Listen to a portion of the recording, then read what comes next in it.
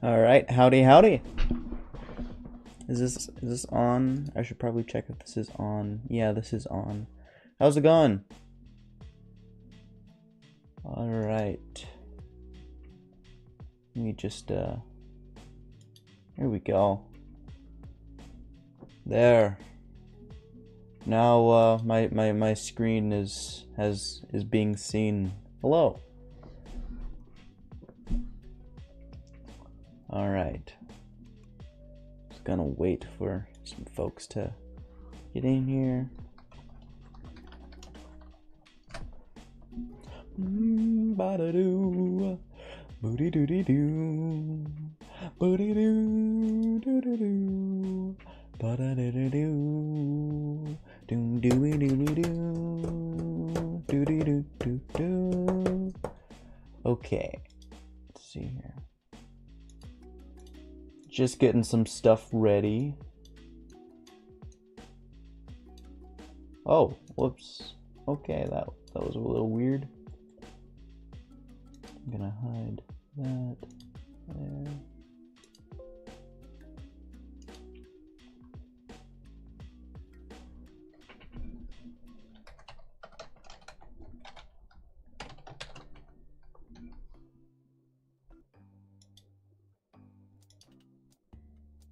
That's... At least it's GameChop, but I'm gonna...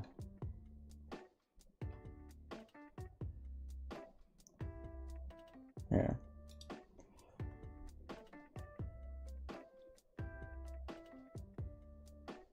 I'm gonna pause that quick. Let me go to that. I'd like to see if this is...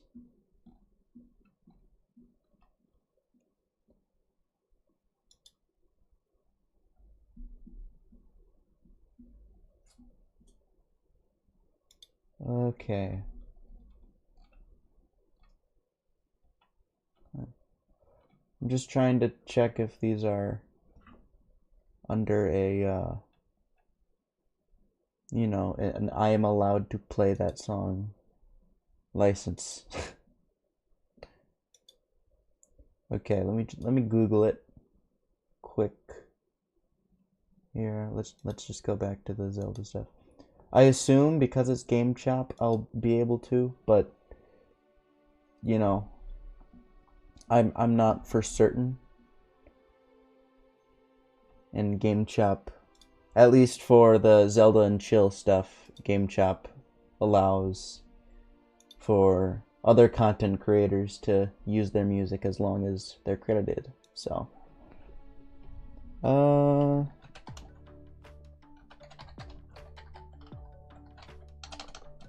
up. That was not intentional.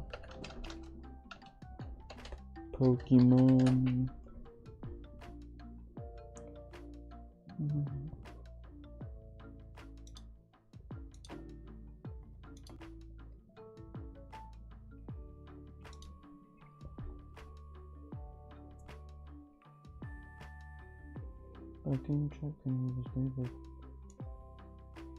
Okay, yeah, so it has been licensed and is available to use in videos, podcasts, and streams. Prior to this video, you must give credit to the producer and or GameChop when possible. We appreciate it if creators provide a link to our music video, smart URL, or website. Man, I do wish I could push the URLs, but for some reason YouTube doesn't like it when I put URLs. And hang on. Zelda and chill, Mikel. Is it Pokemon and chill?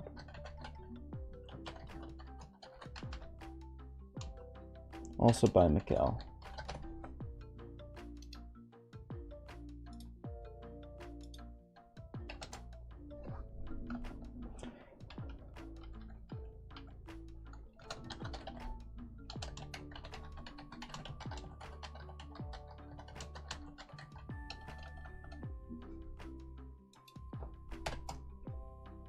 There we go.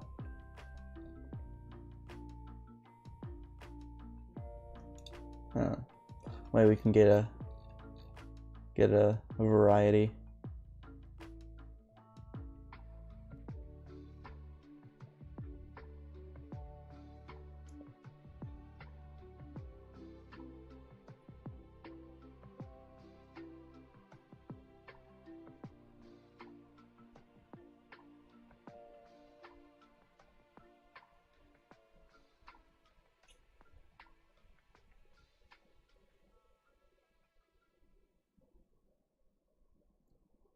Okay. Here, let's pull up the Pokemon and chill stuff, just for some variety, you know.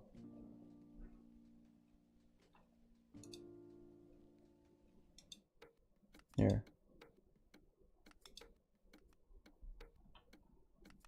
Can I go to that playlist? Here, let me open it up.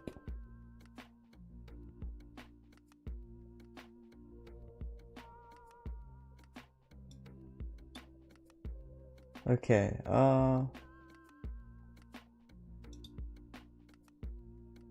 add to your library.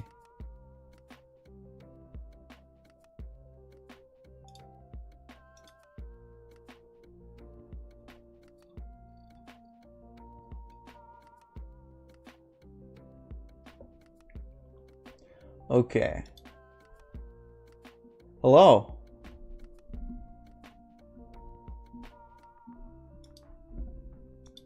Just getting things set up.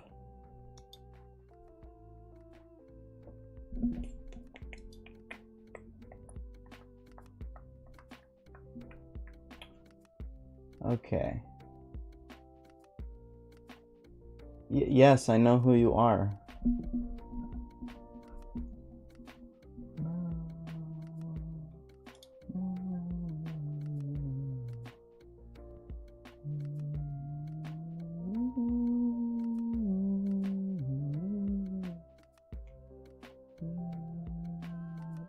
Yeah, I know. Hello, Sammy.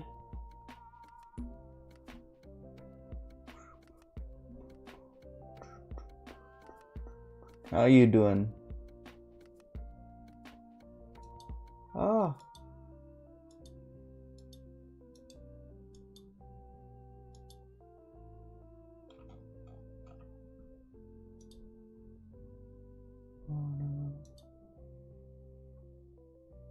Yeah, the both of you.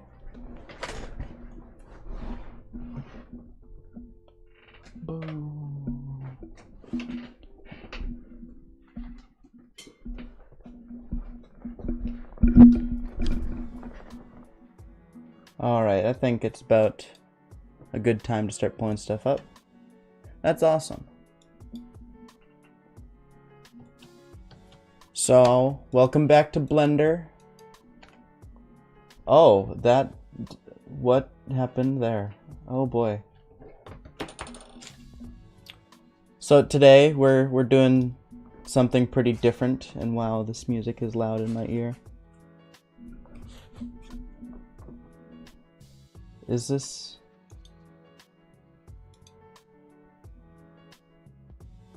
Oh no. I don't like... Hang on. I'm getting more, I get picky with the music that's getting on the stream, because I didn't get a copyright strike, but I got a copyright thing for, I'm just gonna turn off smart, whatever this is, smart shuffle. So I'm just gonna play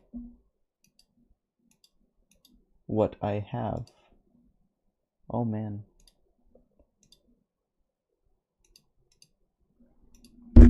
Ah. Okay. Do you watch Russiankin or Oh no, I forgot, sorry.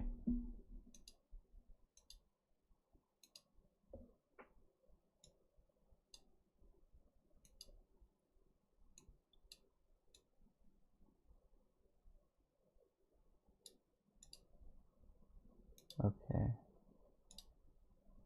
Here.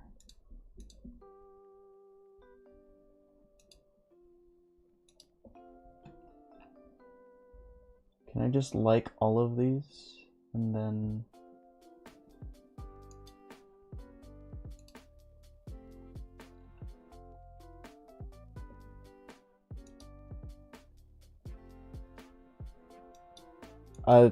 well, if I did, I'm sorry, but I forgot. Okay. So, okay, I need to pull up a, oh!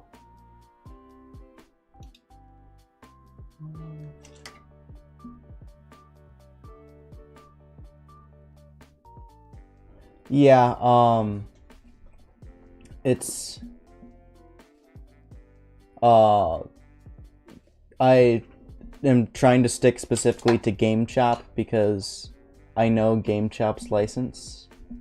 And yeah, this is Pokemon music. I can't just have Zelda music on repeat. As much as I love Zelda, not everyone appreciates Zelda as much as I do.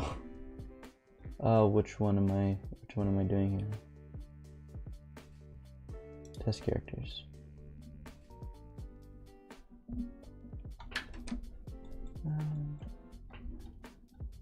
So as the title and thumbnail suggest, we're sculpting a dragon in Blender that's based off of dinosaurs. So I am going to just get a model for reference.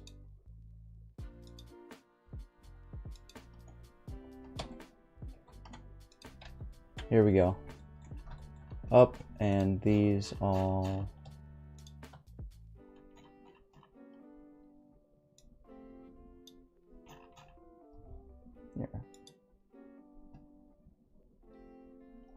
Yeah. Pokemon character creation. Well, creature, not character. I mean, creatures can be characters, I suppose, but gonna WTG. Is this still? It's still GameChop. Okay, good. WGT. It just sounded a little bit not like GameChop. GameChop has a very specific vibe that I'm used to that this didn't have at first, but it's working now. But yeah. So here's our scale, and if I can pull up an image, Shift A, we are image reference, image, GitHub, Project Zan, external files. Is it concept? Is this it? It is. There we go. So these are called devils. Very friendly name. But right.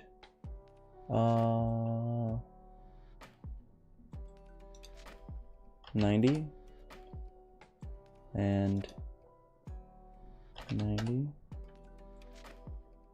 Sam. Yeah.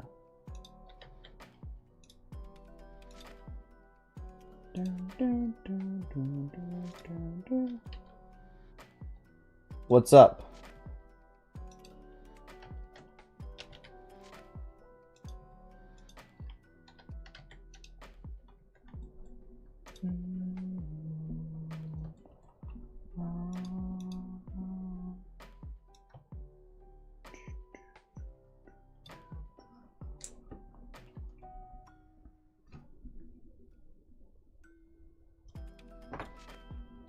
Siloff.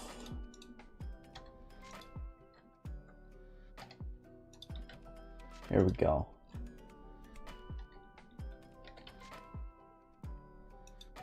Cool. Thank you.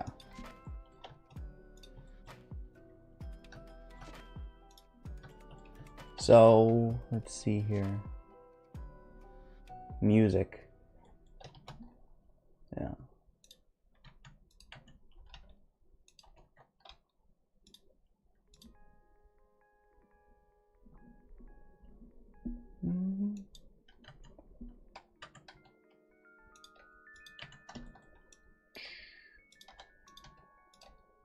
Okay, there we go.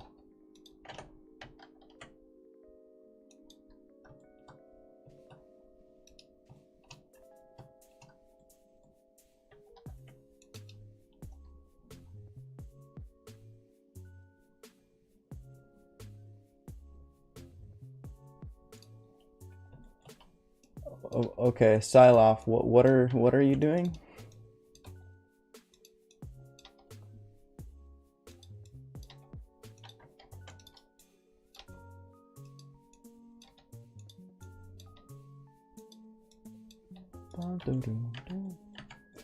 So I figured that since today I'm doing, well, world building stuff. Yeah, what are you doing?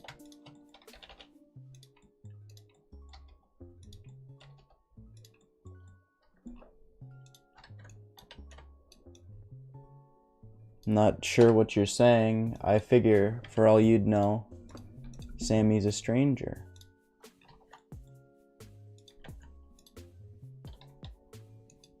You say, Sammy, it's been going so good between us. Are you breaking up with me? Are you ghosting me? In Scribbly, it's pronounced Siloff.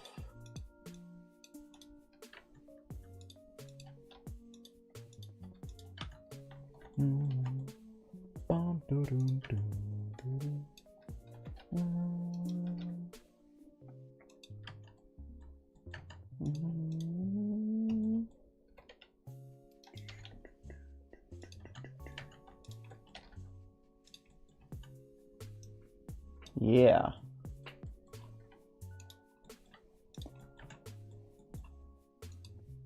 So let me get this.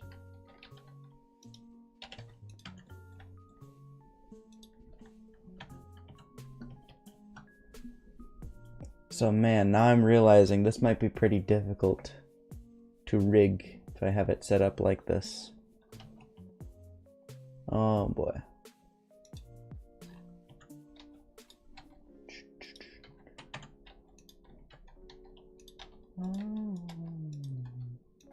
Okay.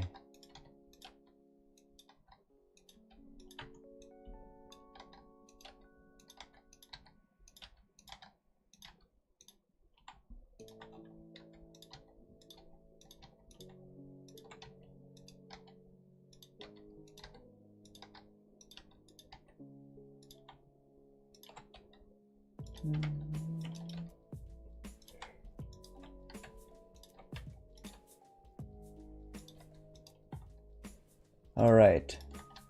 So these, of course, as I said before, are dragons. But I was what am I saying now? I want to be different. I want to be special, you know? So I named them devils because well, they're giant fire-breathing reptiles. Well, relatively giant. They're based off of dinosaurs, as I've said already. And so, what am I saying now? Oh,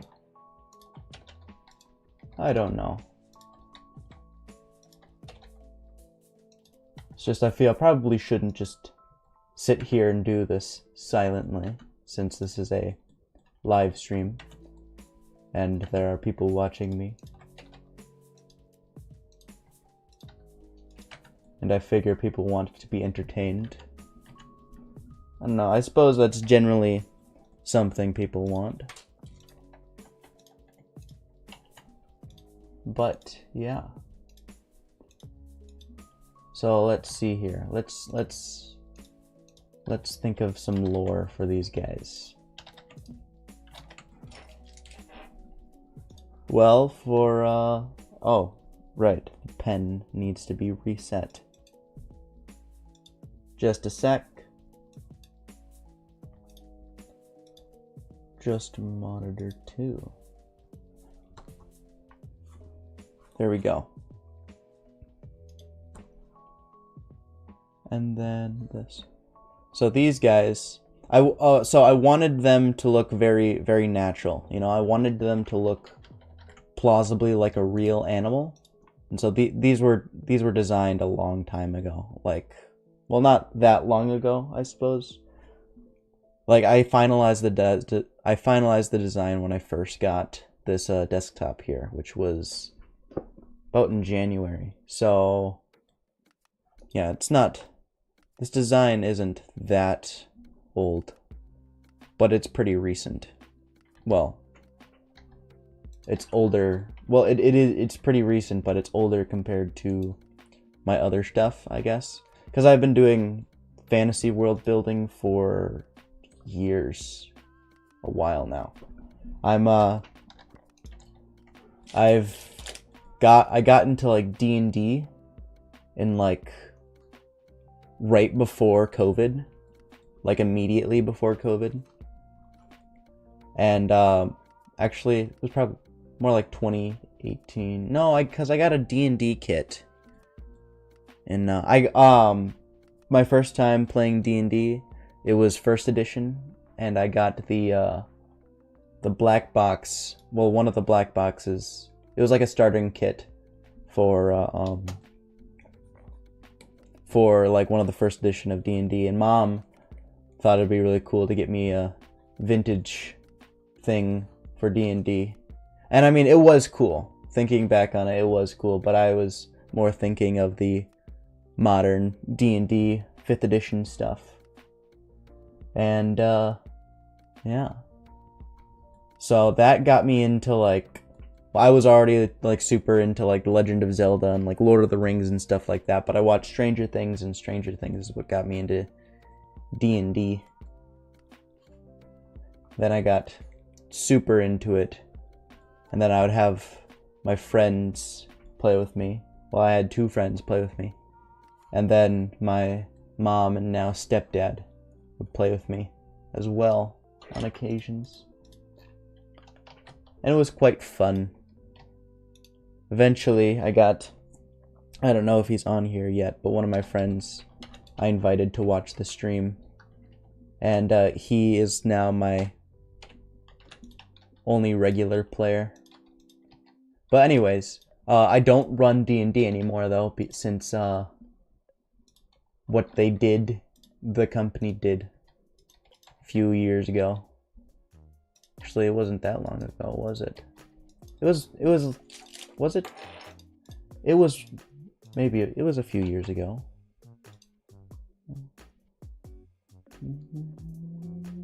But, yeah. Let's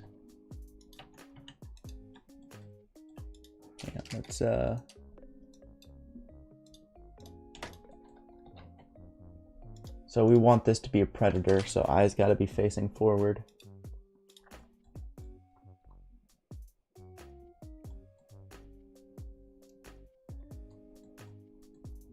Okay. This is starting to look a little goofy. What was I saying? Well, so with the becoming a fan of D&D, I never played the packaged fantasy setting with D&D games. I never really did that.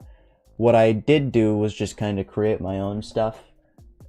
Like, just create my own spaces, you know? Because I thought that's what we were supposed to do, you know? But it was a while before I realized, wait, D&D has its own setting. But I realized I was already making my own setting by complete accident. So I just decided, you know what, let's stick with it. And I retroactively made everything canon, I suppose. But I used D&D's like dragons and stuff. Like, I used their red dragons as like they're the biggest, baddest dragons. And, you know, just D&D dragon lore as a basis. And that's just kind of what I stuck with for so many years. And so, eventually, something came to me and I decided not to work on this setting anymore. And you know what? Right after I started working on this setting, started working on, well, this setting that we have now right in front of us, and a dragon was one of the first things that I made, because you can't really have fantasy without dragons. You know, that's like a, it's like a must, pretty much. If you don't have dragons in fantasy, is it really fantasy at that point? I suppose it's probably not fair, but still, dragons are, the dragons are dragons. And, you know, for the setting I wanted to go for a far more, I guess, realistic sort of feel. And so the obvious choice was dinosaurs as dragons, you know? So now we're here, and I'm sculpting a dinosaur dragon, and it is looking very silly. Here's what I'm going to do.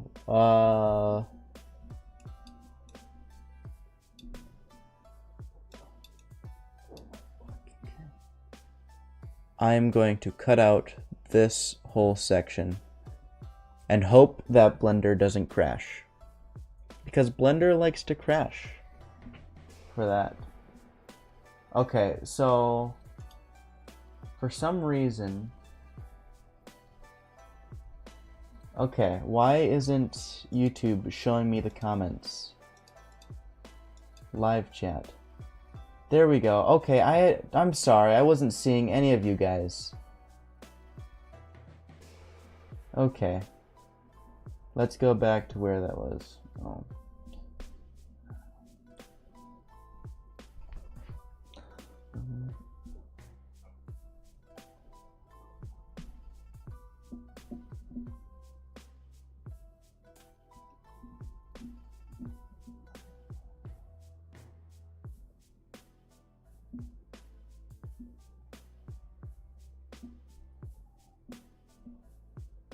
Sorry, I'm just reading over the comments here. Okay, Siloff, whatever you're doing, stop. Don't be harassing Sammy. Hello.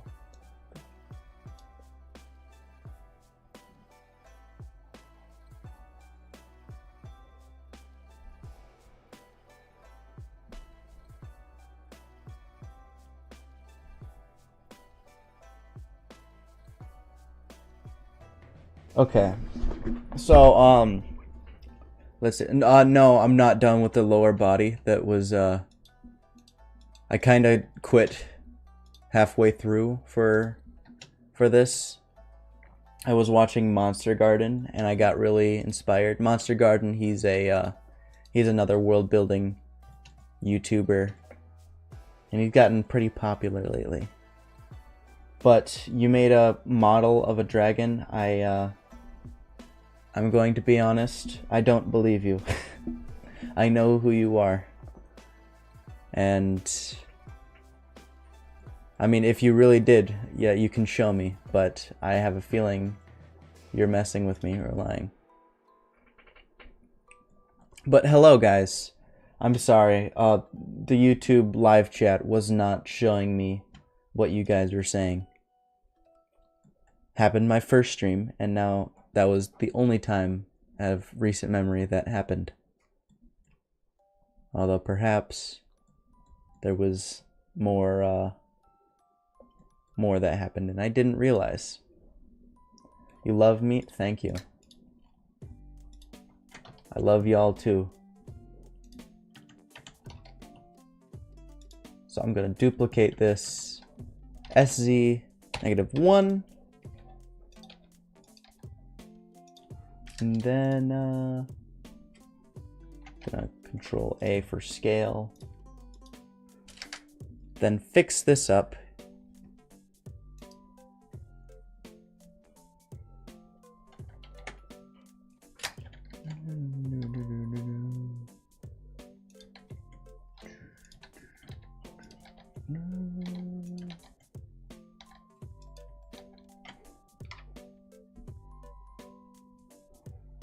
Number 3 or 4 fans are missing this.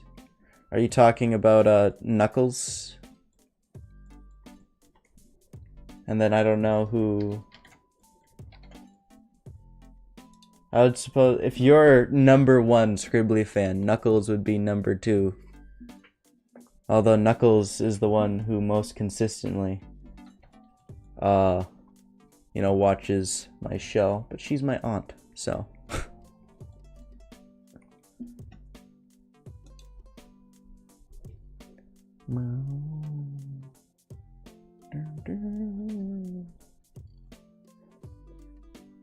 Siloff, he knows.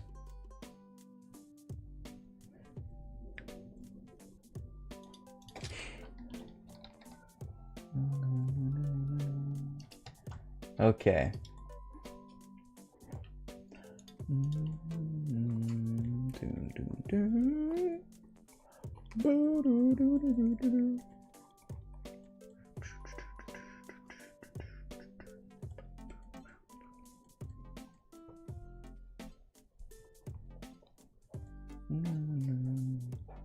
Okay. So, these guys, I tried my best to make them as realistically proportioned as possible. So if we'll drag this human guy, let's rotate this 90.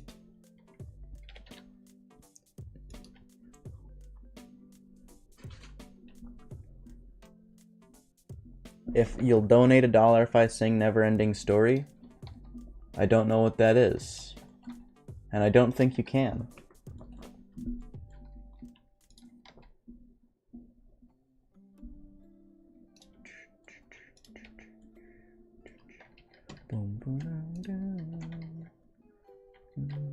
Okay.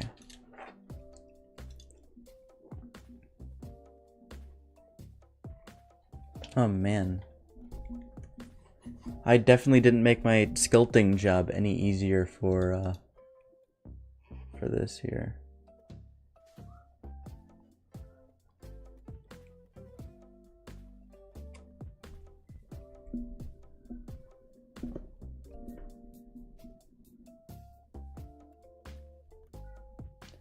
I wouldn't necessarily say I'm a fan of Stranger Things, but I enjoy it. But yeah, I don't know. Oh, whoops. I screwed up my music. But I never... I don't know the name of what song. Well, if it's like an 80s song, I would probably know it. But I guess I don't know the name.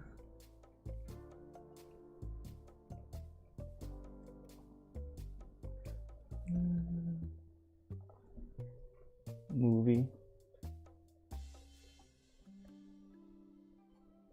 Nobody has to know. What? Movie. It's a song Dustin sings to Susie. Oh, okay. Yeah, I don't remember it. I'm sorry. It's a complete blank to me.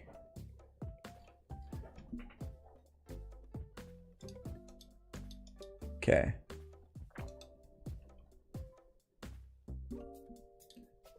So I'm gonna move the eye back a bit more. About here, that's a good... There we go. It's a good level. Then I'm gonna remesh this there.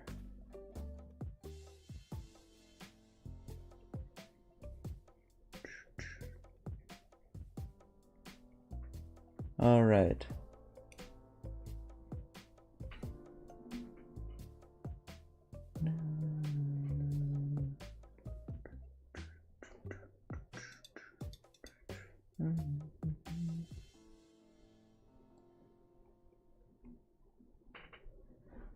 Listen, Siloff, you're being a little rude.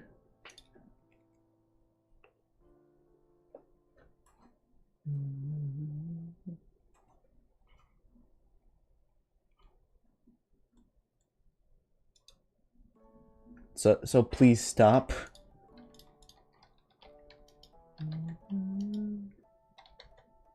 You're just... You're just being rude, man.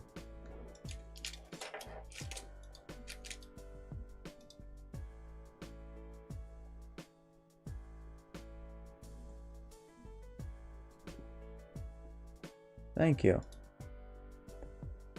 Well, you're just harassing Sammy here, and it's rude.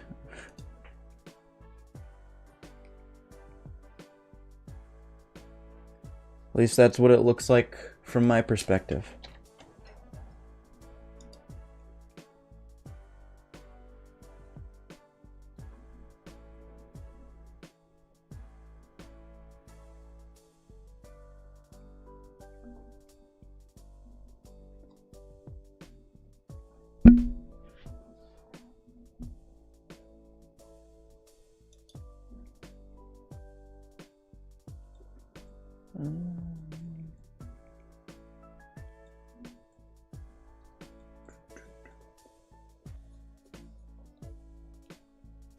Oh boy. Okay, there we go.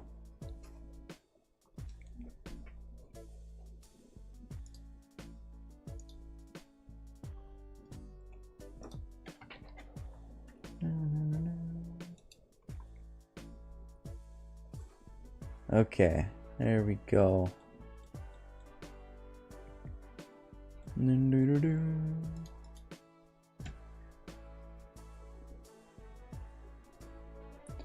So for designing creatures like this, for like humans, I don't tend to do this, but for creatures like with long faces, and we're gonna see their mouth often, or at least semi-often, you're gonna have the thinking brown or green eyes. They're yellow.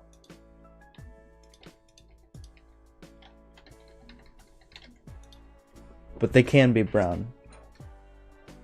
Anyways, I'm thinking the jaw. Well, what am I saying? Since the jaw, you're gonna see the jaw open a lot for expression. And it's just very clearly just two separate chunks, where like the human face is very much like one structure. It's it hides the jaw well. Anything with like longer faces tend not to, or will tend not to hide their face, the fact that their face is split in two. At least that's how I break it down.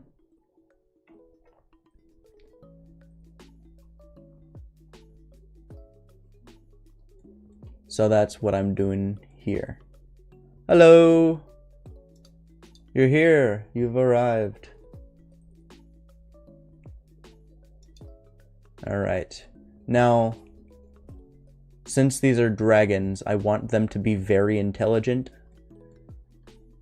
So you can see, like, this is... Here, let's draw this out. This is... Let's get a different color, too. So, annotations... And then let's get a new one, make it red. So you see this right here is the eye. And then the eye is, how big? Oops. So yeah, the eye is, I want this to be red. Eye is this big, which means all of this back here is, oh wow. The skull is bigger than I remember it being. Oh my goodness. Why is it stuck in a ray? The brain is all this. Or this is all the space for the brain here. It's very large compared to the rest of its body. Well, compared to an animal at least. It's a very large brain. That's the point. So they're quite intelligent creatures. They're also gonna have the capability to speak in a more advanced way than parrots. but still a very similar way. And the way I'm justifying that is they have relatives that are very, very social, because these are going to be very solitary creatures. Holy cow. Man. It's a big brain. Okay, see ya. Where are you going?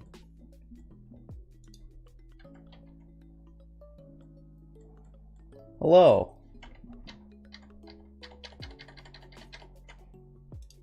Sticking up these horns here.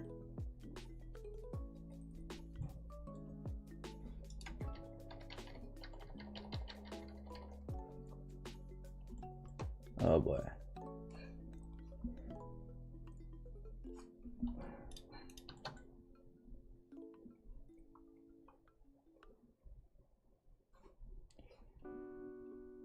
Okay. There is a very big difference between the size of these, so I'm going to delete one half.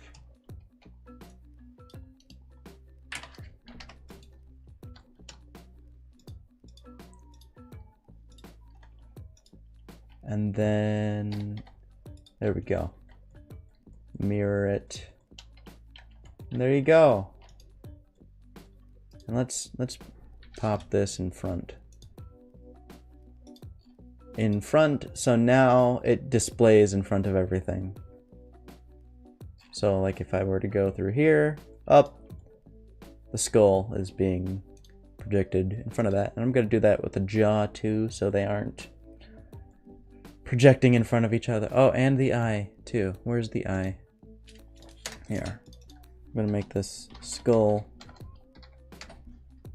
this jaw, this neck, this eye.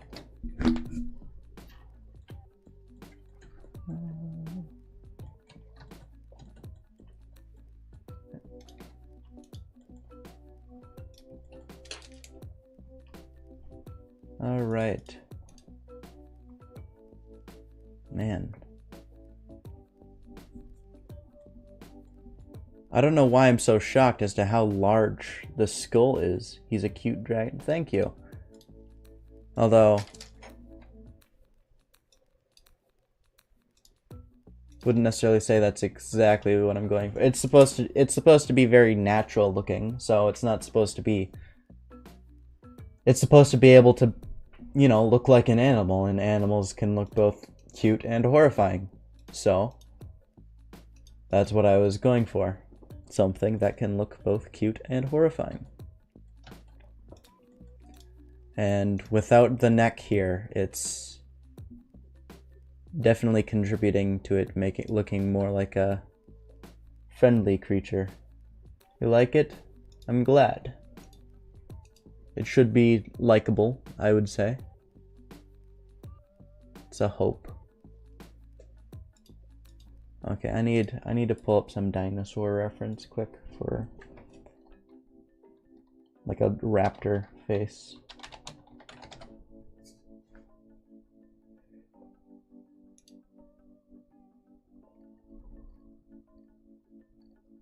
Nope, none of these are helping. They're either masks or the T-Rex or not T-Rex, what am I saying? The you know, the dinosaur movie, the Jurassic Park, yeah, that thing, the Jurassic Park raptors, which are not at all accurate to how the fossils look. Doesn't even look plausible. I would like to complain about how, man, I never used to be so into dinosaurs, but now I really like dinosaurs for some reason. But it's kind of frustrating how velociraptors in Jurassic Park movies, they're like completely alien to what a velociraptor actually looks like. Like to its, specifically its skeleton. And I'm not talking about the scales, because I'm not entirely convinced that velociraptors were feathered dinosaurs. But it's the it's like just not at all portrayed even remotely accurately. You're super into dinosaurs when you were a kid, and dragons? I mean, I suppose I was around later, but from my memory, I wouldn't remember that, I guess. You have to detail the whole dragon, shading from the inside of them. So this will actually, all I'm doing is sculpting, and then later I'll be texturing. So like the lighting is done by the program does the lighting by itself. So if I were to select this, and then set this tri-light thing, distance, and then like lighting is automatic. And then if I were to go in here, I can change different properties. I can change the color, metallicness, roughness, subsurface scattering is like if something has like skin, you know, like skin is like slightly transparent, or leaves, or almost anything has anything like organic, even remotely organic, has like subsurface scattering. So like even cheese. But here, if I'll just turn this up, and this isn't here, there you go. I don't know if you can notice, like, if it's notable enough on the YouTube, but like you can see like the this looks less flat, I guess. It looks like it has more depth, like within its body. Here, I think this, does this, I don't know, this doesn't have, oh, it does. But yeah, it just, it kind of like gives something transmittancy, or translucency, I don't know. You approve of the design?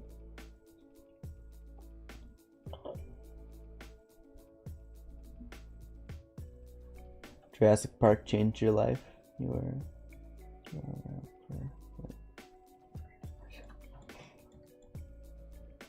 Okay.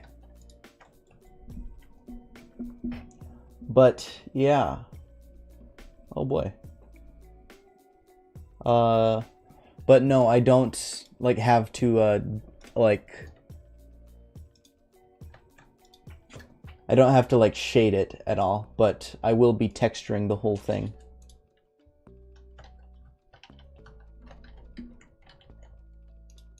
All right. So let's get back to shaping this.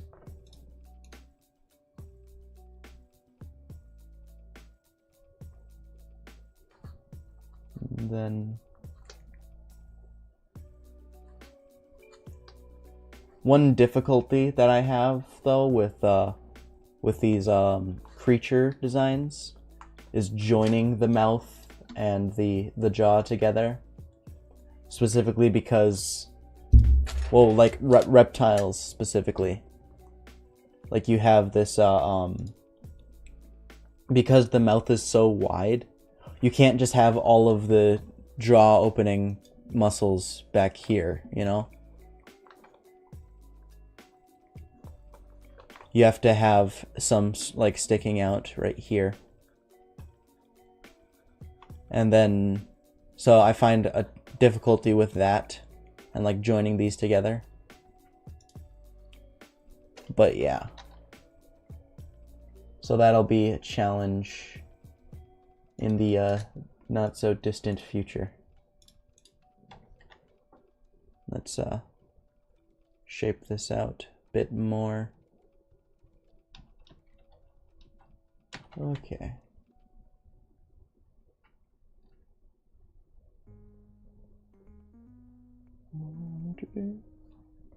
I'm just double checking. Okay. No, I'm not as familiar with Pokemon music as I am Zelda music, so I can't like know immediately whether, oh yeah, this is still in the playlist, you know? I am a super Zelda geek.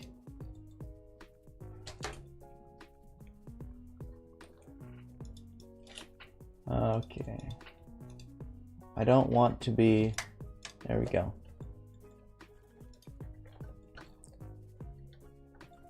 So I think I'm gonna need to straighten this out, this neck. But I don't want to have the neck be too off from what the actual length is.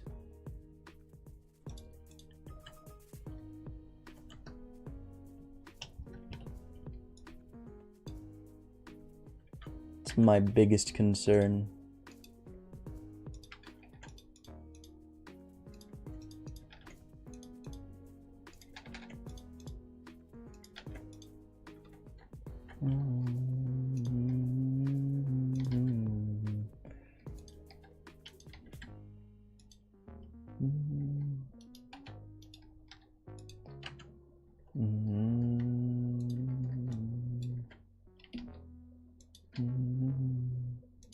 All right.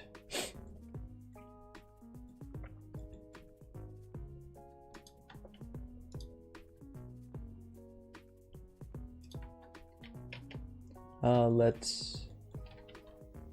Oh, whoops. There we go.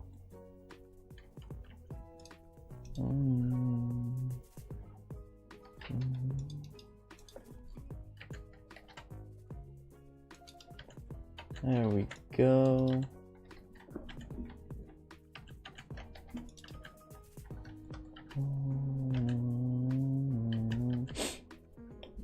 I hope that is a good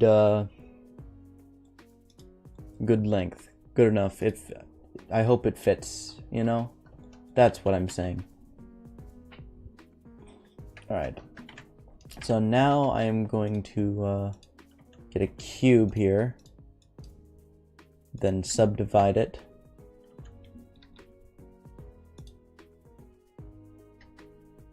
How does Link get out? What do you mean?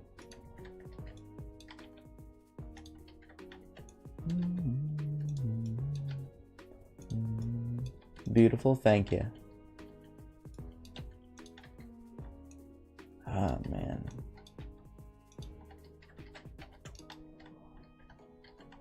And these are the kind of stupid oversights that I do when it comes to creature design. The wings are hiding the chest, so I'm just gonna kind of have to imagine. Which, I mean, isn't too big of an issue, but you know, I'm not helping myself because I knew I was going to be doing this eventually.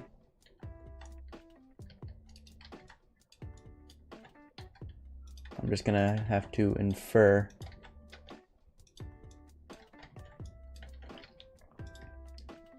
Suppose it's not that big.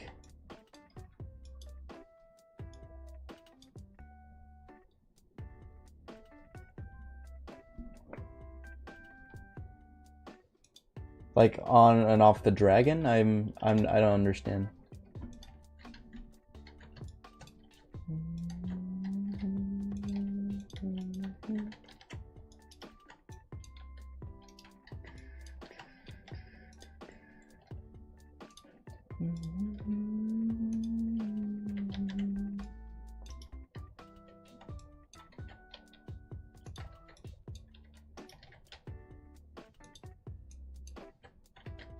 Oh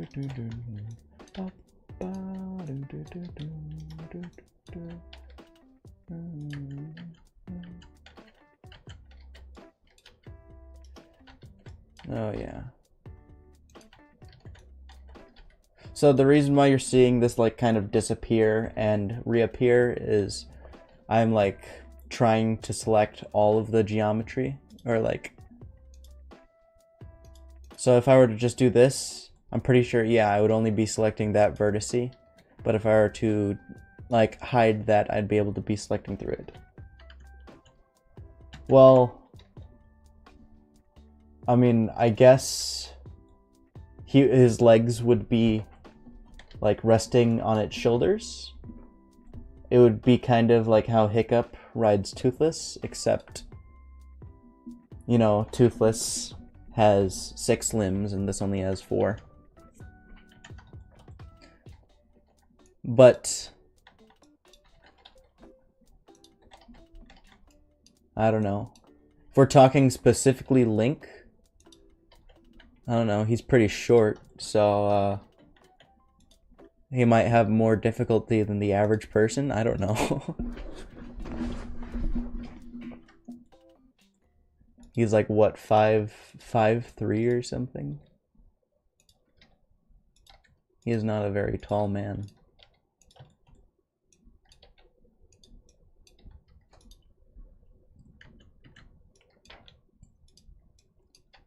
And did it stop playing music? It did! That's not a good thing. Here we go. We're gonna replay, I guess.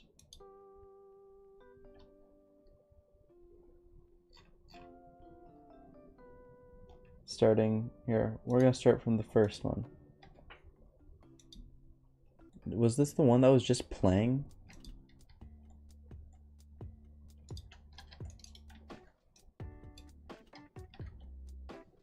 I don't know.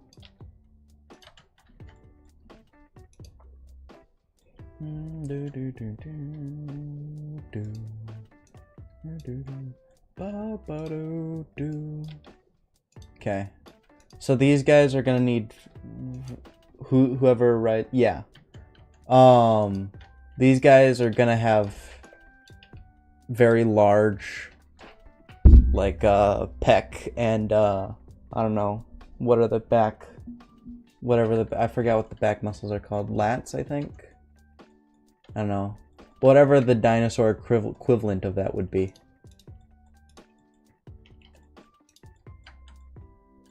So I'm gonna do that. Let's smooth this out first.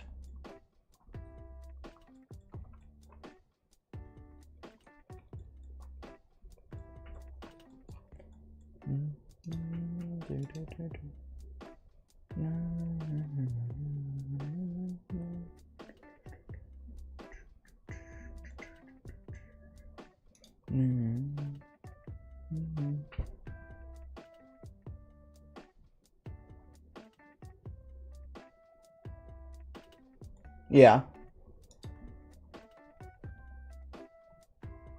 So I suppose these could too. However, these are,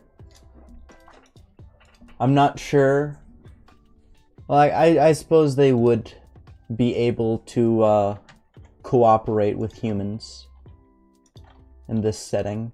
They're, like I said before, they're very smart creatures, and so with intelligence would obviously come,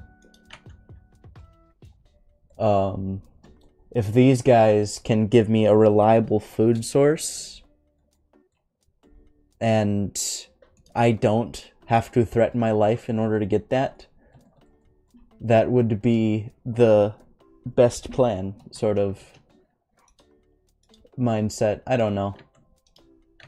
They're smart. I'll just leave it at that, and I think a smart creature would be able to determine that, hey, if I can get free food, then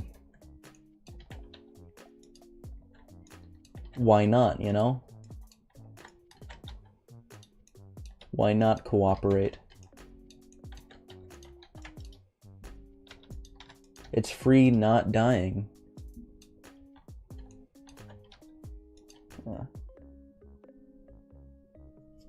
Yeah, and they could be trained as well. But these are at the level of understanding, like even the most, like a lot of animals. How am I trying to explain this? These are they're effectively just at a much higher level than most animals when it comes to intelligence. That's kind of the point I'm trying to make. And so, I would say training isn't necessarily super mandatory for, I guess, getting them to be able to be a mount.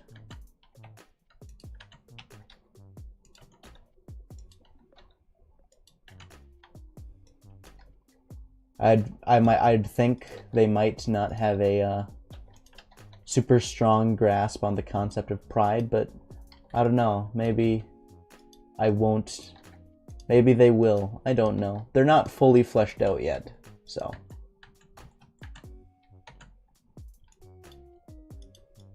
Maybe they are going to be extremely prideful, and so it takes a level of breaking in to get them to,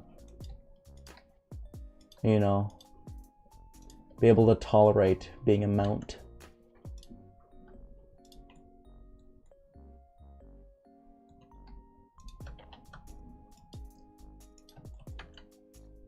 Okay. RY90, nope. RX90. Other way. RX negative 90.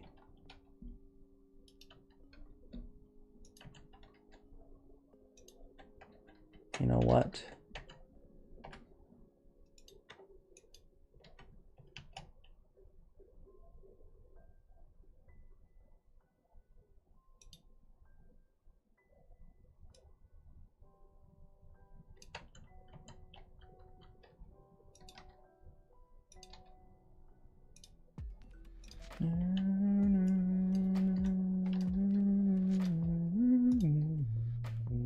Oh, do, do, do, do,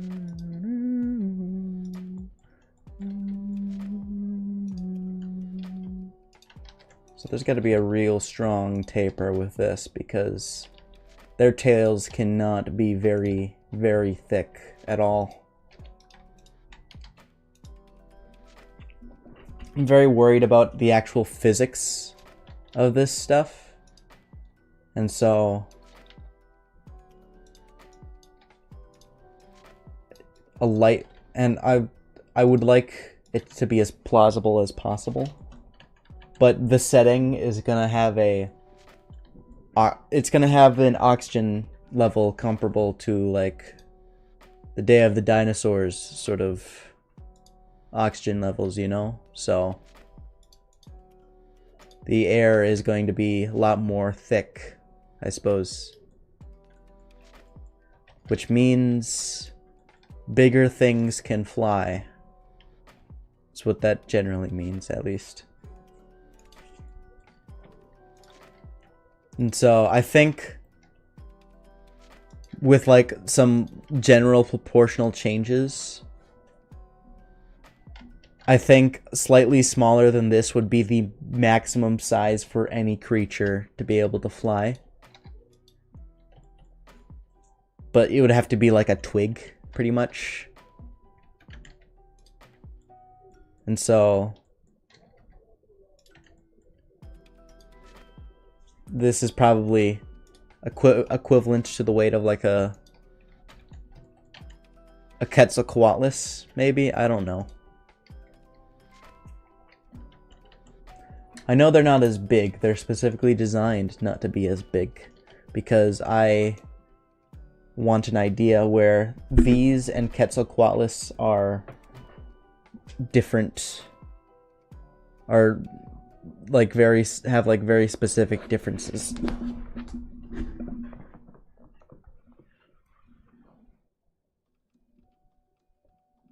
horse it down so riders can get honor. Yeah.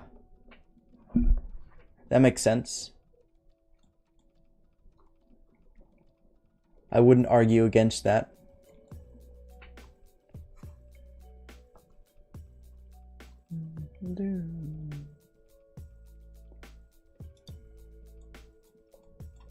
Alrighty here. Oh, this is a very triangular shape. Let's get the arms in here.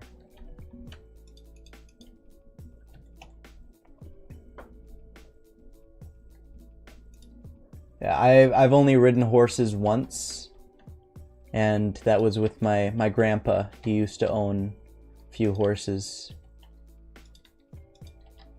And there was only one time where I was allowed to like ride it myself, and I needed help getting on and off.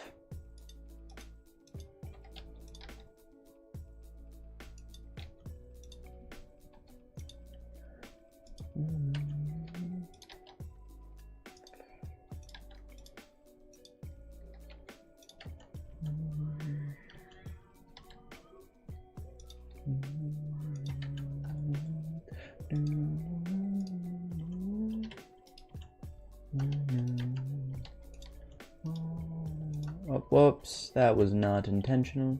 There we go. But yeah, these guys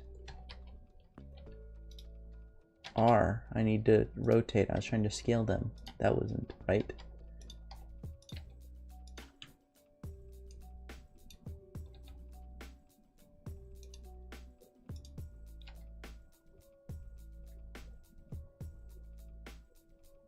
There we go. And I'm thinking this is gonna be too short. Too short of wings. Yeah, definitely way too short of wings.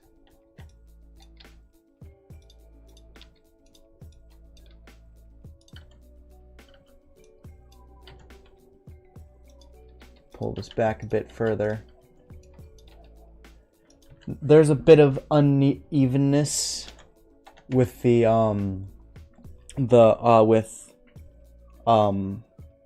these types of wings, where I think it's yeah, it's pretty normal. I'm specifically with bats and what is it, pterosaurs. These are specifically, their wings are very specifically, what am I saying? I don't know, but what am I saying? Their forearms are longer than their shoulders, or obviously their shoulders. Their upper arms, finally. And then their fingers being the like the biggest part of the wings, I'm pretty sure. I'm pretty sure. I could be very wrong on that. I'll Google it just to make sure. Pterosaur. But yeah. Link is... man.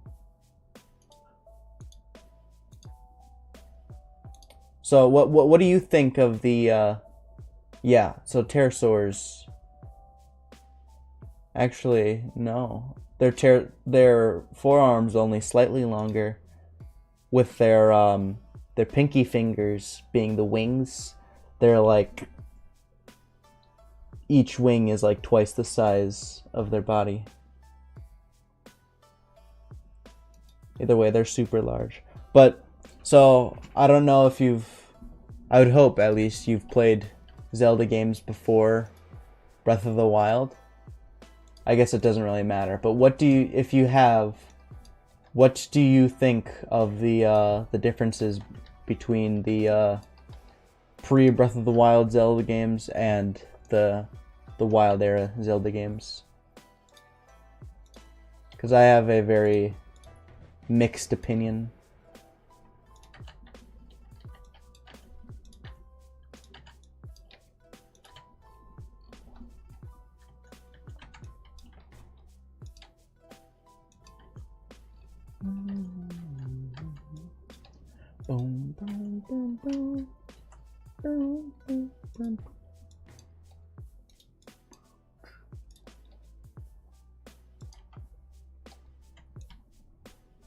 Yeah.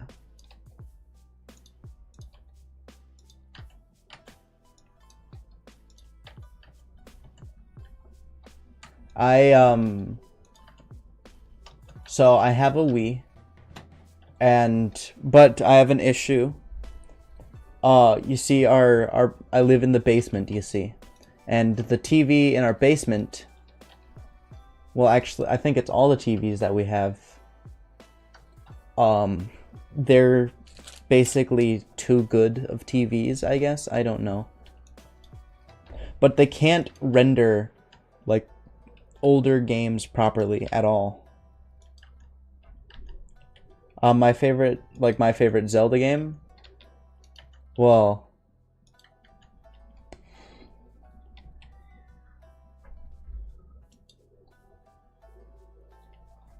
yeah, me too. But I'm not sure what my favorite Zelda game is. I really, you know, like for some reason, Wind Waker gets me super emotional for no reason, because Wind Waker is the game that I've played the least out of all of them, other than like the 4 sword games. And you know, like for some reason Wind Waker specifically gets me like super emotional and like hearing Wind Waker music. But I would say Twilight Princess is my my favorite Zelda game. I think it is. And okay, so I heard someone say like, you know, I know what is it? What you know, Zelda team, what they're trying to do with Breath of the Wild was get back to the root of Zelda, you know, and I think they did that successfully, because the root of Zelda is, you know, Shigeru Miyamoto's like childhood of like exploring like near his village, like in the wilderness. And I think Breath of the Wild, it gets the exploration part. It's perfect. Exploration is perfect in Breath of the Wild. But so when you're getting to the root of Zelda, that is, I think they succeeded, like to where it started, you know.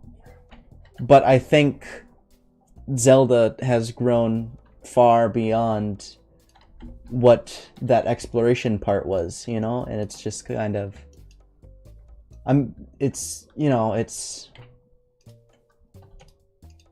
I think with going to Breath of the Wild, like Breath of the Wild, you know, with the Breath of the Wild standard now, that the Wild era, oh my goodness, what am I doing? I'm doing like several things at a time. The Wild era games, they're great. I'm not saying they're bad games, but they've lost the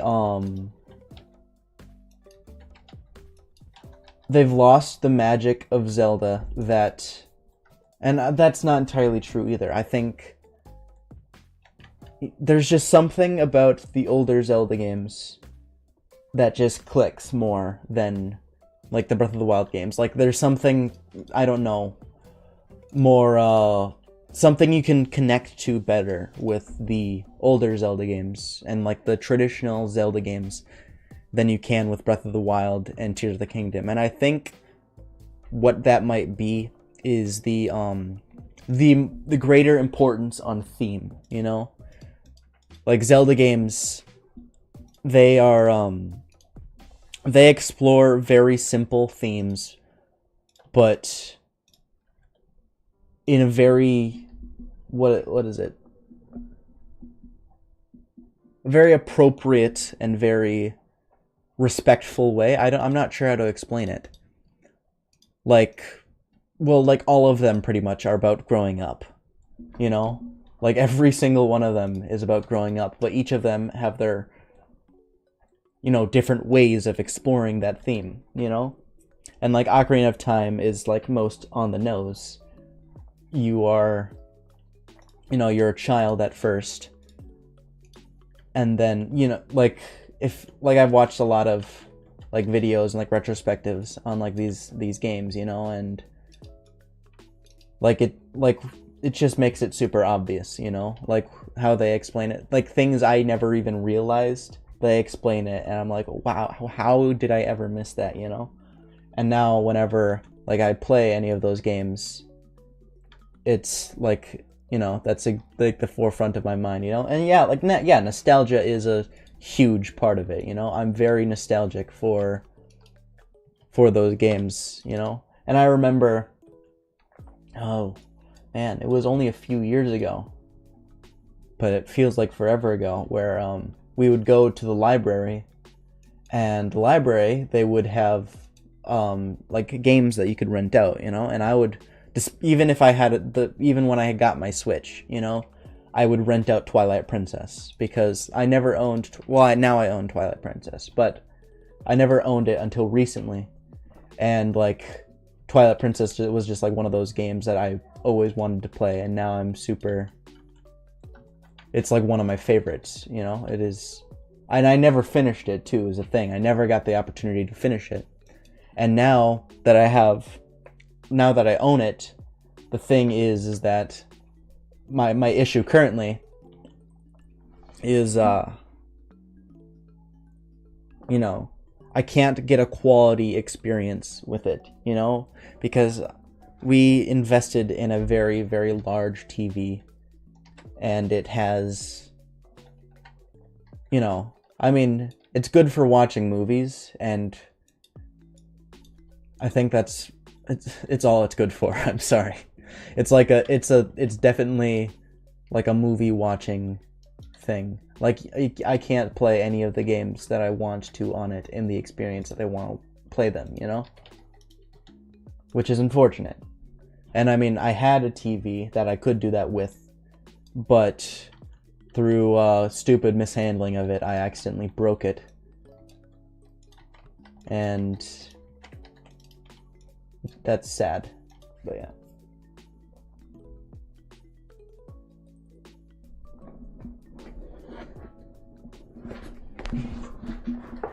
Twilight Princess was the first one you played?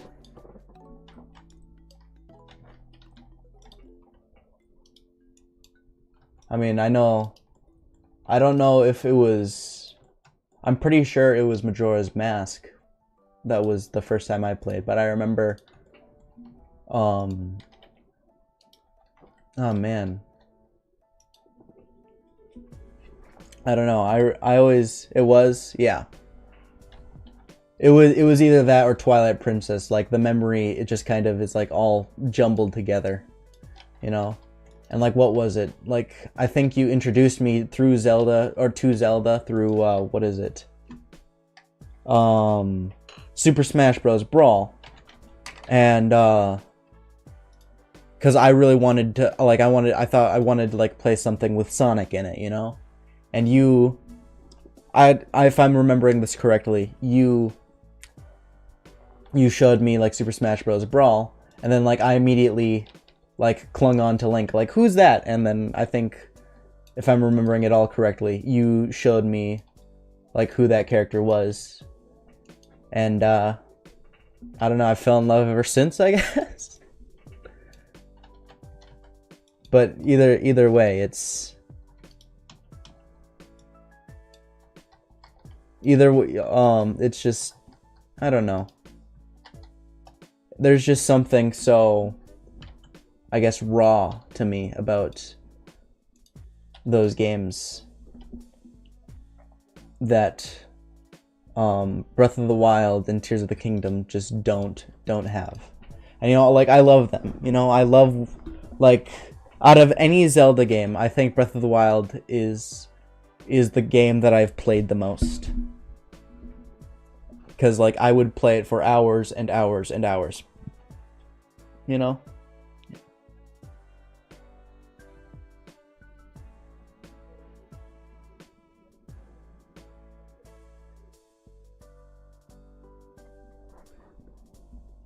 Yeah.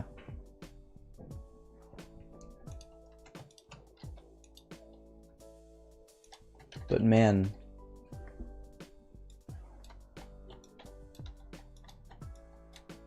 I didn't think I'd get so, I don't know, distracted, I guess, on this.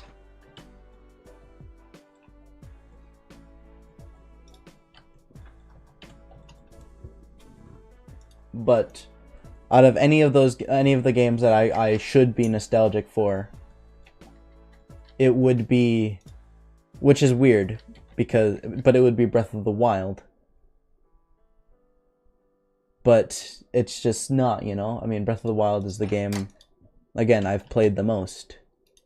Like, I think it's the only one that I've 100%, you know? And, like, even with Ocarina of Time, I'm, like, nearly there. Why can't I unhide it? I'm, like, missing, like, 8 heart containers, something like that.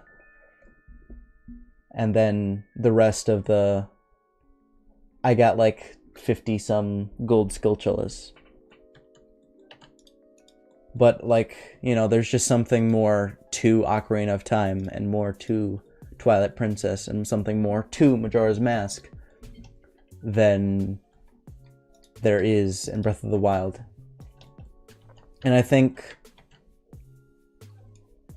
it feels like, what is it? Zelda team.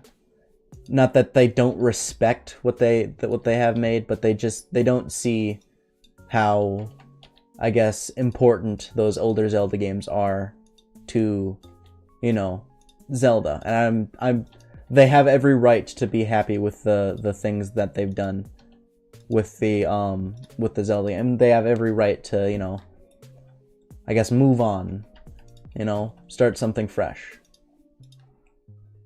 But there's just, you know, I feel like they could do a far better job with capturing the elements that the traditional 3D Zelda games have and still having the open world and exploration. Specifically, I'm specifically talking about dungeons, you know. That's probably the biggest nitpick for anyone, is that even, like, Tears of the Kingdom was an improvement on the dungeons. Not even close to anything, though. not even close to the quality of dungeons. And even the worst or easiest, I guess, dungeons. Well, you know, you get what I'm saying.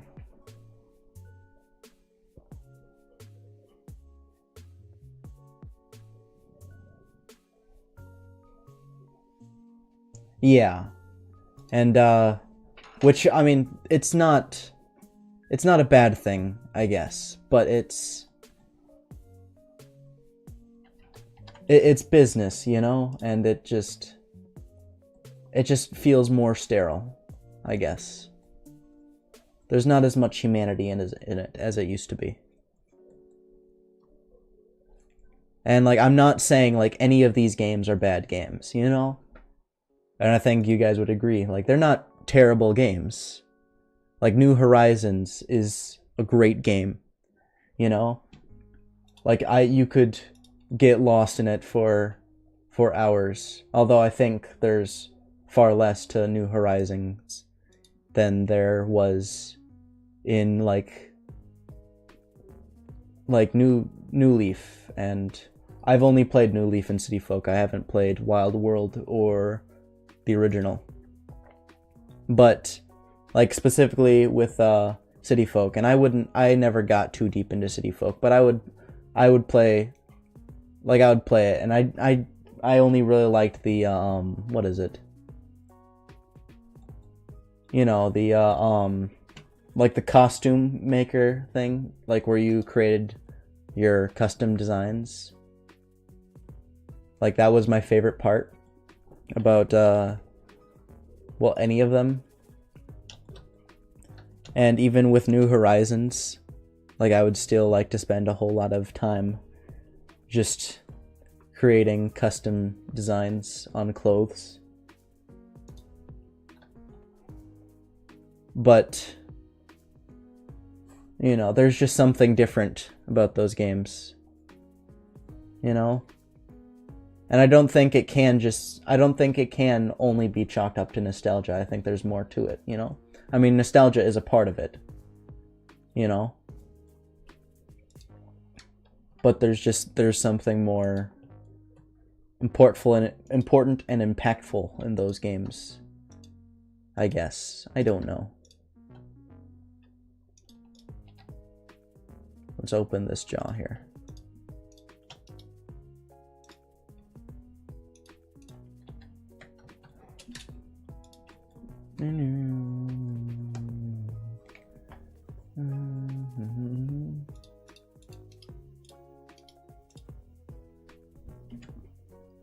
Man.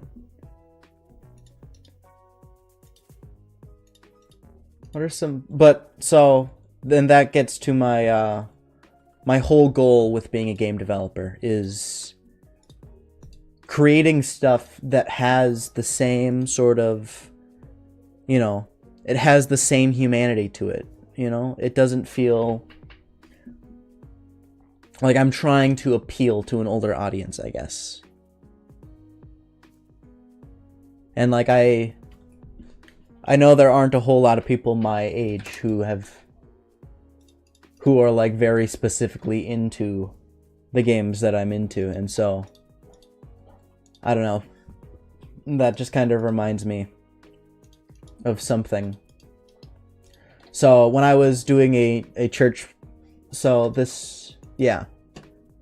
So like this last month, the week before Easter, or the Thursday and Friday. Yeah, Good Friday and Thursday. The Thursday before, we were doing the play. It was a Easter play, and I was playing as James, the brother of Jesus.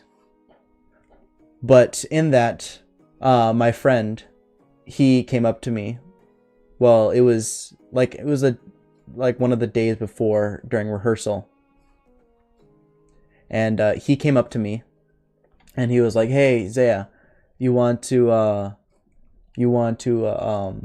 have an idea for you for like what you could do in the future." And he started talking to me about like WebGL stuff, or not WebGL, like Web 4 and like what is it? You know, like crypto stuff. And like I don't have anything against crypto, you know? I think the concept of crypto, like I would agree with it, like a form of currency that can't be affected by the government, you know? That's something that I would, like the general idea, that is something I would agree with.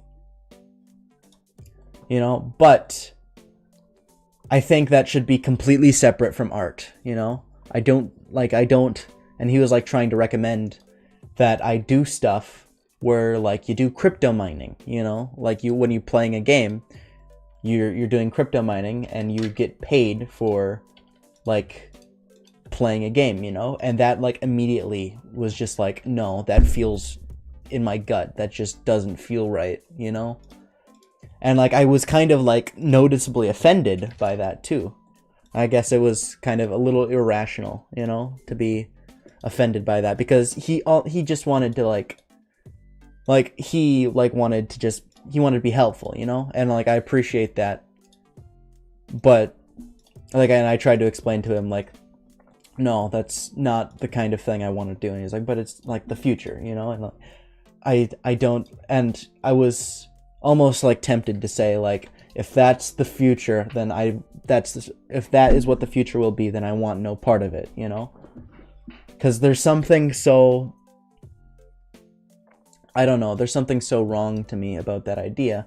And I think why that is because you're sterilizing art, you know? And I don't, that's like a huge taboo to me, you know? It's like, because art is like such a human thing, you know? I mean, for lack of a better word, it's like an intimate experience, you know, to be an artist. It's like, you know, you're a creative, you create art, and not only do you just create art, but you love what you create, you know?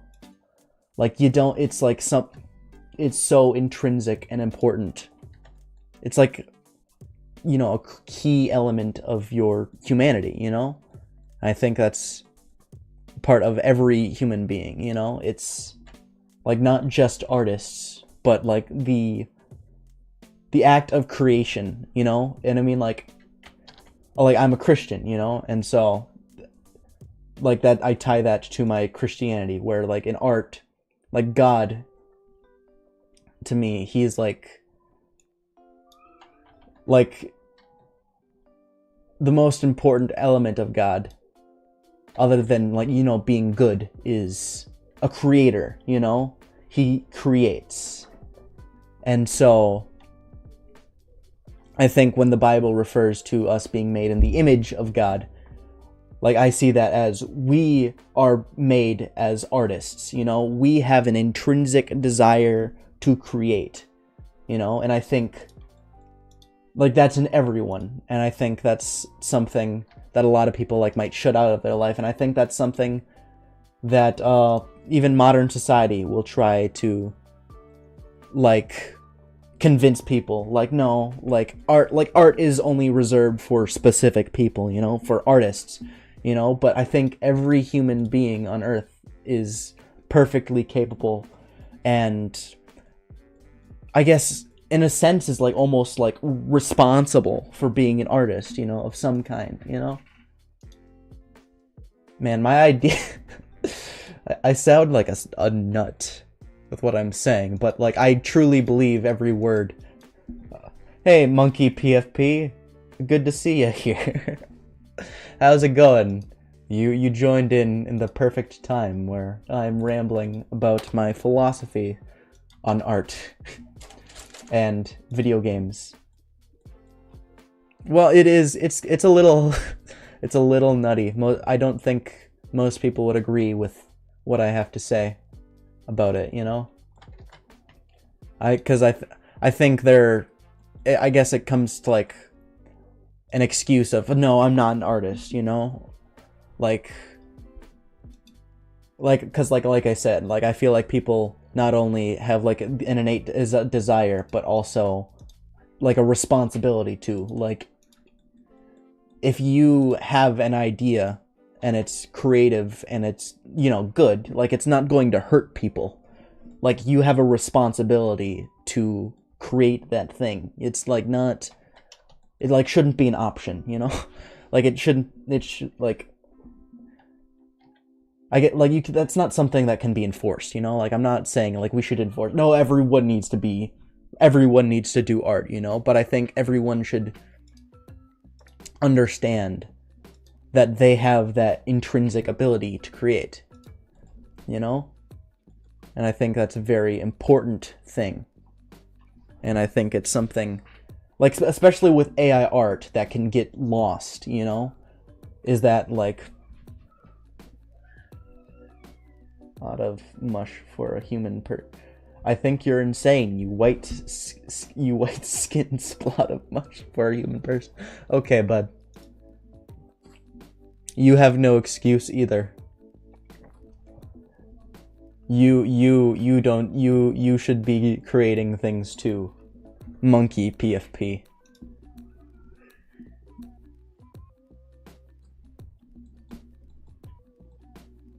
And Monkey PFP here is the friend I was talking about earlier. He's my one and only player. For my own TTRPG that I run, because I don't play D&D anymore, because of how terrible they've been acting lately, which also comes down to what I was saying, is the importance of art in the human experience, you know? Like, what D&D was trying to do was, you know, monetize what they were trying to do is basically take away people's, if you create stuff for D&D, you're agreeing to the company, Wizard of the Coast, being able to create content with the stuff that you made without, they don't need to pay compensation or anything like that to you. And so, what is it? No, it's not. That's that's that's feces. That is not art. I'm sorry.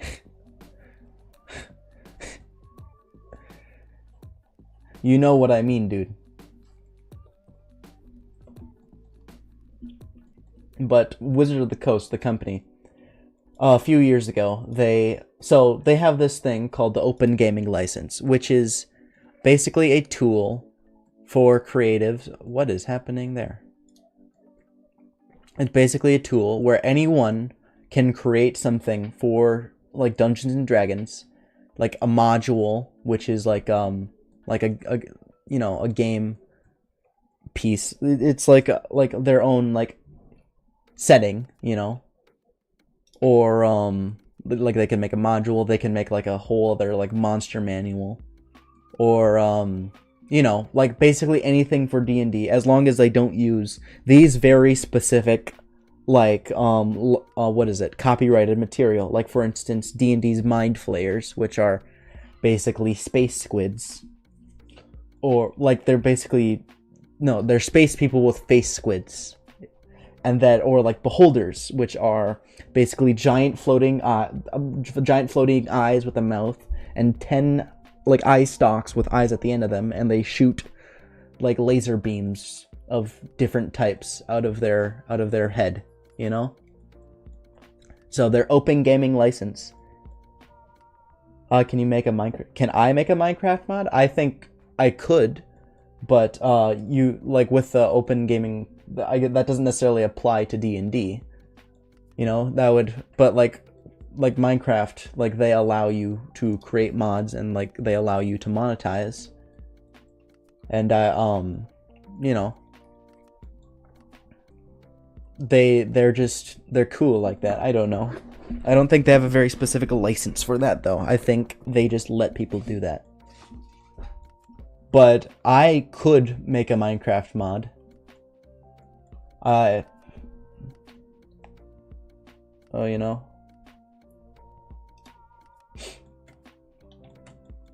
but what D&D, the company, was trying to do was they're trying to restrict people who were creating stuff for D&D, and before you didn't have to pay what is it, oh whoops, that you didn't have to pay compensation. Oh, okay, that might be a little advanced for me. I can do simple stuff, but I think like a whole creature, like a mob pack would be what is it? I think a mob pack wouldn't be the something I am skilled enough at. I think if I tried, I probably could, but you know. But yeah, so WotC, Wizard of the Coast, they were trying to retroactively create what is it? Like royalties. You would have to pay royalties in order to create stuff for D&D, you know, which already is like super bogus, because D&D is supposed to be a anyone can play and play however they want, you know. And I mean, you know, D&D is its own thing, you know, and tabletop role-playing games do it. Maybe I'll see. I might try, but I don't know, because that's something I'm interested in doing, like creating a Minecraft mod, but I'm not too convinced. I think like creating a whole mob would be quite difficult for making a Minecraft mod. But yeah, they're trying to apply royalties to stuff, and this would like retroactively apply to stuff previously made with the other OGL. And this wouldn't be like a new license. This wouldn't be like a second license that you could apply for. This is an update to the current license. Tales for put horns on the tail for battle. You see, okay, so when it comes to making realistic creatures, you need to have a balance of sorts. And so, like I said before, I want the tail to be very lightweight. And so if I have like horns on the tail, that would it would screw with it, you know, and like flight would be much harder for it, you know. And so instead, they're on the tail, there will be something, but it's going to be like a flap, like how Toothless has in How to Train Your Dragon. You know, it'll be like just like a tail wing, you know. But yeah, there's a very important balance that you need to make as well. Like, you don't want to over-engineer it, you know? Like, you don't want to make it like a monster. You know? You want it... If it's going to be like a normal-looking creature, I guess, it would need to have a balance of sorts, you know? It would... Like, it's like a matter of making sacrifices, you know? And so this is going to breathe fire. That's a pretty... It's going to take a lot of resources in order for it to breathe fire. It's a very potent defense mechanism. So, giving it a club on its tail would also... It might be a little bit too over-engineered. You get what I'm saying? There's got to be, like, checks and balances, you know? It's got to be like a government. Except an animal. Which we... You know.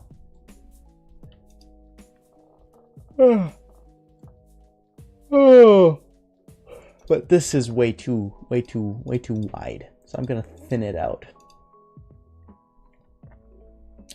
Shoulder shrinking. It's gonna have like an hourglass shape. It's gonna have a very thin abdomen.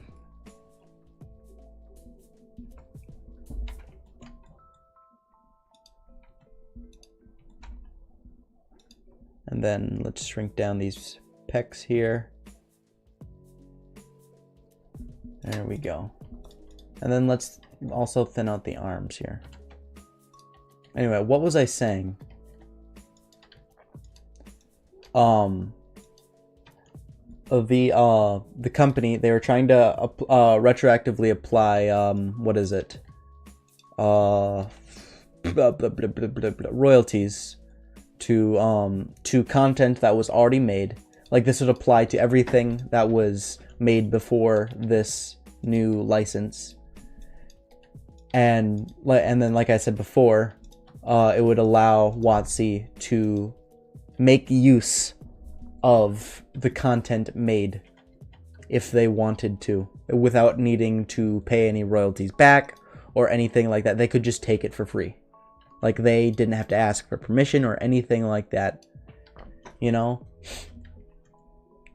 So, obviously, and they were going to do this without anyone knowing either. They weren't going to let the public know or anything like that. The only way we found out is because people at Wizard of the Coast leaked this document, you know? And then when Wizard of the Coast, like, realized, well, like, when people started making a huge deal about this, because this is a huge deal, Wizard of the Coast eventually was like, oh no, this is only, you know, like, we were only thinking about it, you know, this is like still like a work in progress sort of thing, when they were definitely going to release it soon. And then, like, a few weeks later, they finally decide, let's cancel it. And their reputation has not recovered since. They've been doing terrible things ever since. Like, let's restart the music here. They, what is it? For instance, they, what's the thing that they did? Oh, for one of the D&D books that they released, they used AI-generated artwork. They treat their game designers terribly. And, like, now, like, they're trying to create a virtual tabletop, which is basically, a virtual tabletop is something to allow people to play together, like, from a distance, you know? So like D&D would normally need to be played at a table because it's a tabletop role-playing game. But with a virtual tabletop, everyone could play like if you couldn't meet up, you know? Which is in itself a good thing, you know? I mean, it's not the best experience for a tabletop role-playing game. Like if you have played D&D or something like that, or like Pathfinder or Call of Cthulhu or any of those games, you'd know that playing a virtual tabletop is far worse than playing a what is it? Well, just playing in person. But they're trying to create their own virtual tabletop, you know? And so they're trying to monopolize the virtual tabletop market. And so another thing with the OGL was stating that people couldn't create, it was effectively stating that you couldn't create a virtual tabletop for D&D if you are using this license, you know? Which is also a very crappy thing because there are a bunch of virtual tabletops out there already, and they were effectively trying to retroactively create a, a closed market for themselves. Like, they're trying to force it. Something I'm very against. Like, I'm very anti-closing markets. If you are trying to, you know, I guess that's like my biggest issue with like Apple, for example, is that they have a completely closed. They're completely closed. You know, like they effectively, like they don't outsource anything. You know, they're it's like all built in out, which in itself is a good thing. Well, I guess isn't necessarily a bad thing when you're not relying on anyone else. But when it gets to the point, when it is at that point where you're in full control of everything, it means that you have no competition. You know, it's effectively a monopoly, but it's specifically for your product, which, I mean, that again isn't wrong, but it means that you can hyperinflate prices, and because there are only 2 phone options, and both are terrible, and most people are super loyal to Apple anyway. Well, not most people. People who do use Apple tend to be very loyal to Apple, you know? But that means that Apple, what they can do is they can do any crappy business tactic they want and just get away with it. They can hyperinflate their prices for no reason whatsoever. An Apple Pen. The pen that I'm using right now, it has all of the same functionalities and doesn't need to be charged. And it works perfectly, you know? It is a perfect pen. And it costs $10. The Apple Pen is like $200, $300, something like that. Maybe I'm overestimating, but it's in the hundreds. It's ridiculous, you know? And so, like, this pen that I'm using right here, same functionality, works the exact same. No difference. And it doesn't even need a charger. The Apple Pen does need a charger. And it costs $100. And then like this is well known already, Apple can really bloat updates specifically to make your phone run slower so you can get a newer version. And I'm pretty sure every, like, Windows does this too, and like everything does that, you know? And I'm gonna be switching to Linux eventually, which is, if you aren't aware, a different operating system that is completely open source. And, well, there are a million different Linux, like, what distributions is what they're called, distros. But, you know, I'll be switching to that eventually. But what am I saying here? Man, I'm getting super off topic. But well, let me just get back to it. They were WotC was trying to create a virtual tabletop, and they're trying to retroactively force a closed system. And then with the virtual tabletop, they could quite possibly, the reason why most people didn't want WotC to create a virtual tabletop is because most people did not want well, most people get the feeling that WotC, if they do have that, they're gonna like implement pay to win type strategies, you know, because the person who is like one of the CEOs of, I don't know what he is, but there's a guy in WotC who is basically trying to turn D&D like almost completely digital, which I think is a bad idea. I think specifically for D&D is a bad idea. So I'm creating my own tabletop role-playing game, and if I'll open this up right here, this is what it is. This is a folder for it. Lore and Bravery TTRPG. But I specifically am going. I'm not trying to create a I'm not trying to create a like specifically a tabletop role-playing game. And what I'm trying to make is a it's effectively like a video game sandbox, or like a RPG sandbox sort of thing. So, and like this is gonna contribute to that, but it's specifically for my setting and for my system and all that. And so it'll basically just be like a video game, but like it'll be, how do I explain it? It'll be basically a fully open version of Baldur's Gate 3, which is what I would want, probably with not as good graphics. But that's like kind of the idea. Is just like you can create anything you want. I don't even know if I'll be releasing it at all or anything like that. I think I'll just specifically be using it for my own stuff, you know. But it'll be it's like a for fun thing mainly.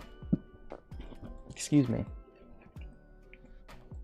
But what I'm specifically designing the system for that sort of thing, and then I will have like my own like tabletop version of the game as well. But still, it's like gonna be its like own sort of thing, you know. And I'm not against the idea of like a virtual tabletop being like being like a video game, pretty much. I'm not against that, because I think that that's not a bad thing. I think if you can socialize with people, and I think overall socializing with people in person is far better. But if you want to like play a video game with people, but like if you want like a video game kind of experience, but you want full control of that video game experience, like that's effectively what my project would be for, you know? If that makes sense. Anyways, I'm getting completely off topic. But WotC, they're what people's main issue is that the way with WotC is going right now, they're worried they're gonna create like pay to win stuff, and you know, just a whole bunch of like garbage like that, you know. And I'm not a fan of it. I mean, it looks good, like what they've showed off. It looks good, and I don't have any issue with the concept itself. I think there are too many people who do take issue with the concept itself. I'm not against the idea. I'm against the fact that Wizard of the Coast is the one doing it, you know? Anyway, so yeah, I'm super passionate about stuff in general. I'm done rambling about that now. So if you'd like to talk, you're free to talk now, and I'll say stuff to you. Oh man, now my neck is aching, and I think we only have like a few minutes left too. Dang. I'll go on for a little while longer, just because, I don't know, I'd like to. Oh boy, there we go. Oh, that's not good.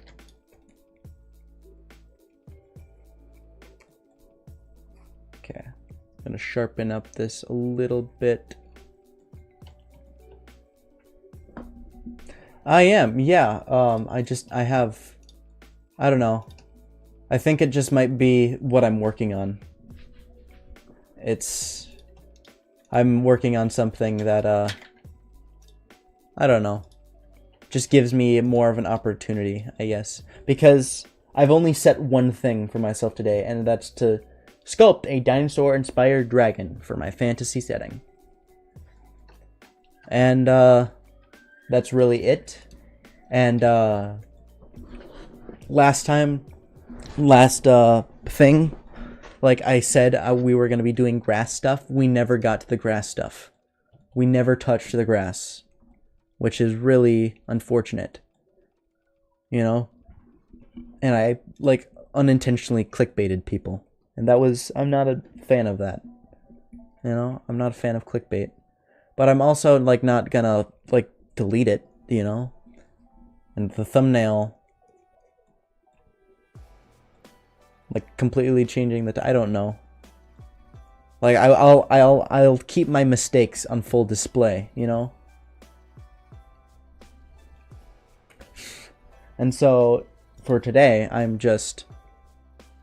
I've set myself one thing, and that's just to sculpt. I'm not promising to finish it or anything like that, just to sculpt, you know? And that's given me a better opportunity to just, well, you know, have fun with it, you know? Get a little bit off topic. There's less for me expected by myself, which I'm not good at. I'm not good at expectations or setting expectations for myself. That reminds me, the project, the reason why we're not working on the project today, the game, is because I don't really feel like it. I feel not very motivated to work on it. I've done like no work since like last stream, like at all. It's been dormant, and you know, I'm taking a break from a little while, and I feel like, you know, because of like how like low motivation I've had for it, like I've been feeling like, like should I like quit the project, you know? And I'm like, well, maybe no, let's not quit it. And you know, I don't know, like, you know, it's the, yeah, clickbait is terrible, and it was by complete accident that I did that, but still. So I'm staying on keeping the thing, the scope smaller, I guess. I don't know. But the project is it just feels so overwhelming, you know? It's you know, it's a very normal thing for game developers to go through too. It's like not feeling very motivated or excited about their project that they're working on. Oh, oops. I think that's something most devs go through, especially indie devs, because it's just you know? You're the only person working on the project, and you're the only person who can create the project, you know? You're the only person who can get your game done. But it's just, you know, a lot, you know? It's just so much, you know, it takes a lot to make a video game. It takes a lot of willpower. It takes a lot of, you know, sacrifice, especially when you set deadlines for yourself that are so unreasonable. Like a May 29th release is not reasonable, but, you know, I want something, you know, and I think setting a deadline is very important. Well, that's something I've found, is that setting deadlines is the best way to get me to finish it. Well, specifically for games, I think that's really it. That's the only thing that deadlines are good for me is, you know, finishing a game. Oh man, this is weird now. This is just looking It's looking goofy.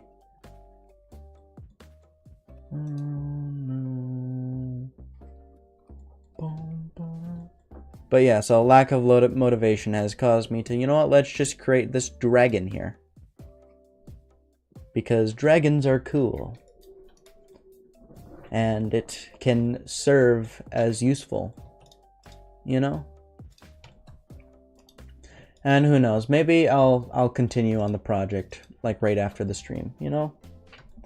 Or maybe I'll be working on that virtual tabletop sandbox sort of thing that I mentioned.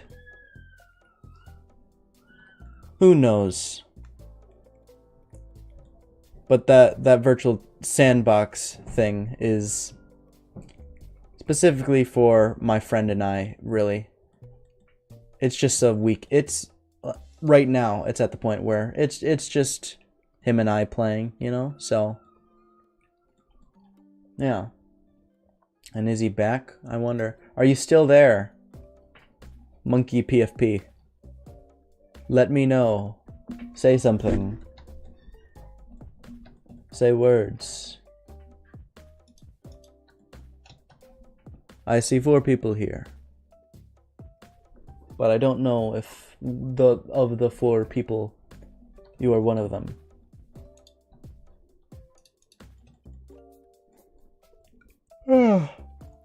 Oh man.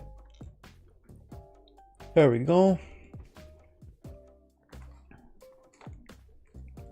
But I told him that this is gonna be a video with lore in it. Clearly that's not the case. We're talking about real life lore.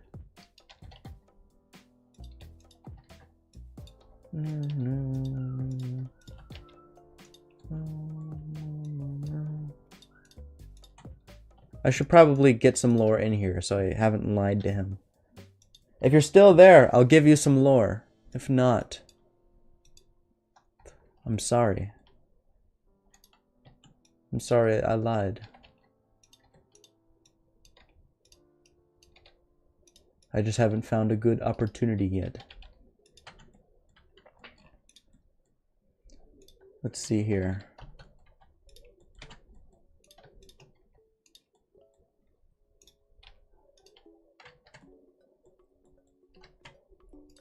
Okay.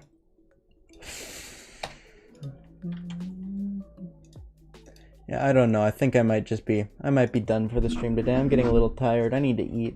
You know, normal human stuff. So, you guys have been awesome today. Oh, I got a message on Discord.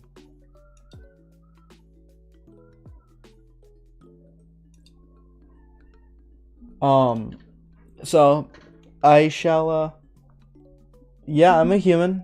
I don't know if you know that or not, but generally humans don't talk into a microphone and, well, no, generally not humans don't talk into a microphone and sculpt a dragon. Did you not hear me like ramble for like an hour about the importance of art and humanity? And like how deeply intrinsic art is to the human experience? I should be human if I'm talking like that. Either way, I'm gonna save this. Cruz. Devil. That's what they're called. So yeah. No, I was working. Lame. You were driving.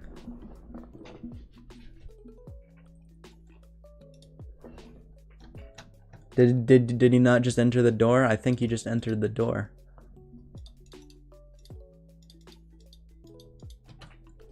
Anyway. Oh, okay. Then I was wrong. Either way. Well, you kind of came in at the last moment because I am gonna be heading out now. So there he is. Let's hide the annotations. Oh, let's just delete them all. There you are. This is what we got done today in the 2 hours. But yeah. So you guys have been awesome. I We're gonna do something again next Friday. I don't know. I've been thinking just doing like something more often. I've effectively only really been doing streaming, but yeah. So yeah, toodaloo, guys. We'll be seeing ya. Adios.